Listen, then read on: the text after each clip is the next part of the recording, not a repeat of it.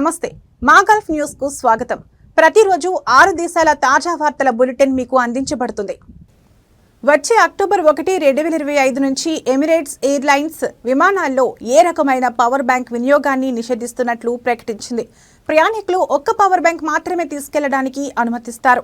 అయితే అది విమానంలో ఉపయోగించరాదు. అంటే పవర్ బ్యాంక్ ద్వారా ఫోన్లు, టాబ్లెట్లు లేదా ఇతర పరికరాలను ఛార్జ్ చేయడం లేదా పవర్ బ్యాంకును విమానంలోని పవర్ సప్లై ద్వారా ఛార్జ్ చేయడం అనుమతించబడదు. లిథియం బ్యాటరీలతో సంబంధం ఉన్న ప్రమాదాలు విమానయాన రంగంలో పెరుగుతున్న నేపథ్యంలో భద్రతా సమీక్ష అనంతరం ఈ నిర్ణయం తీసుకున్నట్లు ఎమిరేట్స్ తెలిపింది. పవర్ బ్యాంకులు ఎక్కువగా లిథియం అయాన్ లేదా లిథియం పాలిమర్ బ్యాటరీలతో పనిచేస్తాయి. ఇవి దెబ్బతిన్నా లేదా ఓవర్ ఛార్జ్ అయినా థర్మల్ రన్ అవే అనే పరిస్థితి ఏర్పడే ప్రమాదం ఉంది. ఇందులో బ్యాటరీలో వేడి నియంత్రణ తప్పి మంటలు, పేలుళ్లు, విషవాయువులు విడుదల కావచ్చు.